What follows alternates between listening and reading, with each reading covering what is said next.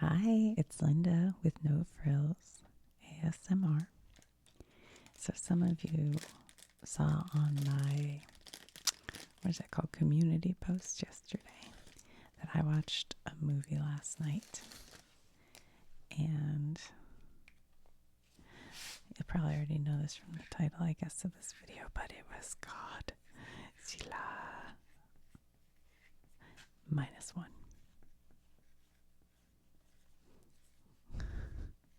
Sloppy. Okay, guys, I didn't like this movie. I loved this movie. It's a fun movie. It's a great movie. I thought it was great. I want to do spoilers because I want to break down some stuff that I'm trying to still think about, but I won't because I know probably a lot of people haven't seen it yet.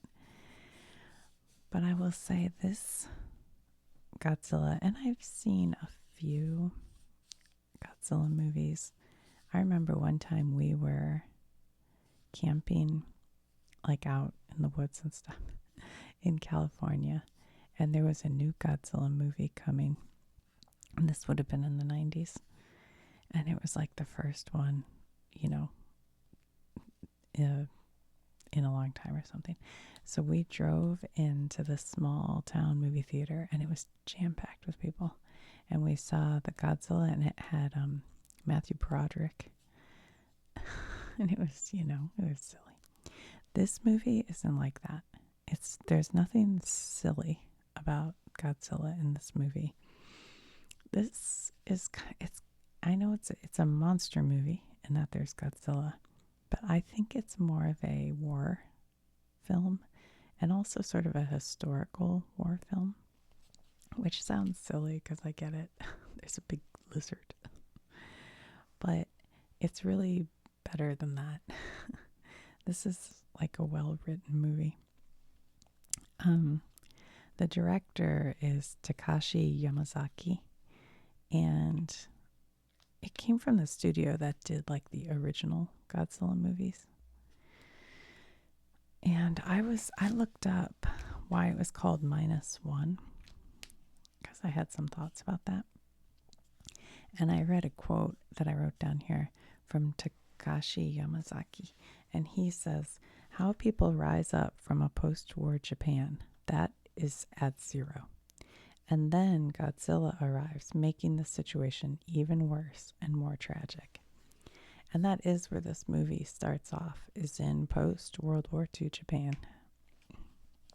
And I don't want to spoil anything, but the main character has been a soldier in the Japanese army and has not fulfilled his missions and is dealing with some post-traumatic stress, I would say, from the war.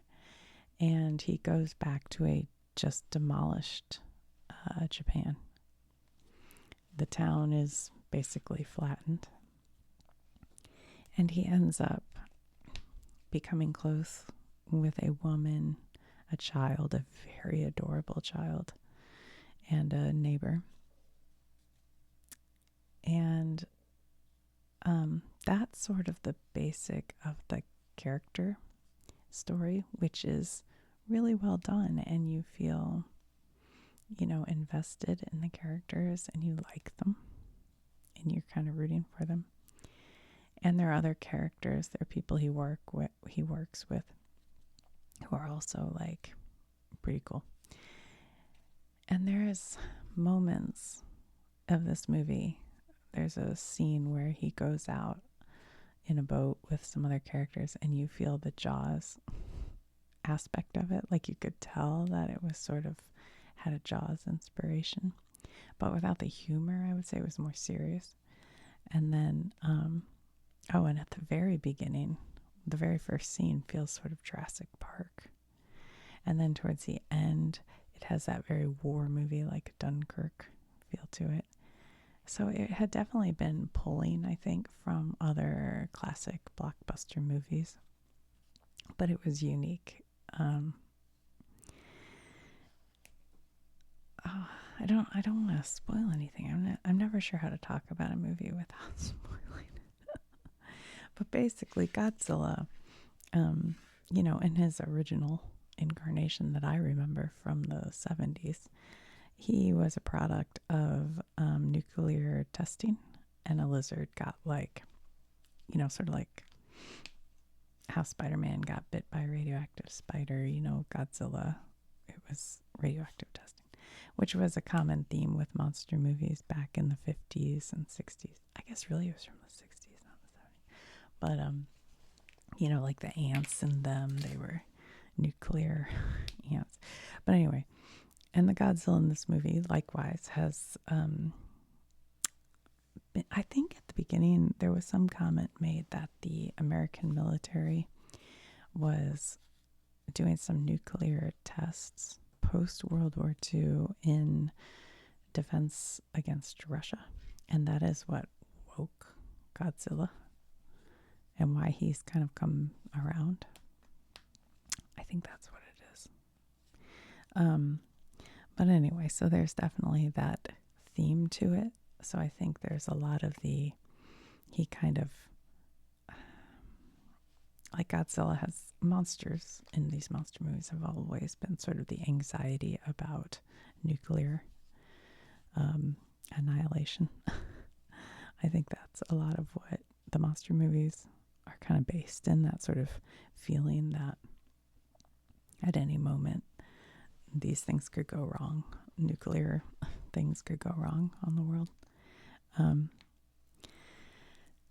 And the effects in this movie, I know that they used CGI, but I heard they had a very small group working on it, and it was fairly, for a movie like this, low budget. And I think they won the Oscar for effects, but boy, were they good. I mean, I thought that monster looked, a lot of times with CGI, you feel like you can see it. I didn't. I almost wondered if it was practical effects sometimes. I mean, there's a scene where a city gets wiped out. Man, it was good. It was good for a few reasons. And then just whenever Godzilla's in the water, I thought that looked great. I don't know what else to say without spoiling. The conclusion, I felt, was explained in a way. It was sort of simple, and yet sort of thinking outside the box and brilliant in a way that maybe only a Japanese movie could be. Like, in the US, we would have been like, let's hit him with a nuclear bomb. But they use but they explain it so clearly that you know exactly what's going on at the end. And I feel like so many times with these kind of movies, you're like, what's going on right now? You never felt that way this movie. It was very clear what was happening throughout and why things were happening and the motivation for the characters. I felt like that was all very clear. And I like that. But yeah, I was sort of, on the edge of my seat through most of it. It was fun. It's like emotional and serious and also like exciting, and you're like, yeah. So yeah, I recommend it. I mean, is it the best movie I've ever seen? No. But was it a really fun movie to watch and really great? Yeah. And I did read in the comments of my post, somebody said they saw it in black and white. I think that could be really cool, because the one I watched it's on Netflix right now, and it was in color. But when I read that comment, I was like, oh yeah, that could be cool. And I do think seeing it at the movie theater would probably be awesome, because even in my home, I could feel the sound, because we have like a Bose soundbar, and you could feel it. But I thought, oh, I've been in a theater. That's good.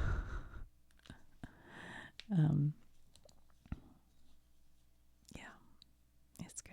I think I'm gonna make another video and spoil the heck out of this thing. So if you're curious, go watch it. on, well, either at the movie theater if they still are playing it, or on Netflix. I was gonna see it at the movie theater, but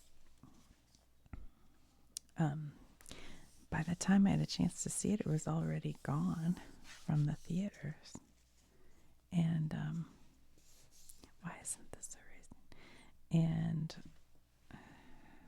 then it didn't stream for all this time. It just now stream. Oh, that's one thing. I did watch it with the English overdub, which sometimes I don't like, but I actually thought it was a pretty good overdub. I think they actually had actors who could act do the overdub. And I really wanted to be able to, look at the screen and see everything and not be reading, because for me, I have trouble doing both. So I thought it was a pretty good dubbing. Now, I don't know if the translation was accurate. I don't know that, but I thought it worked fine. All right, I'm gonna have to come back with a spoiler version of this. But yeah, go stream it, go watch it. I think you'll like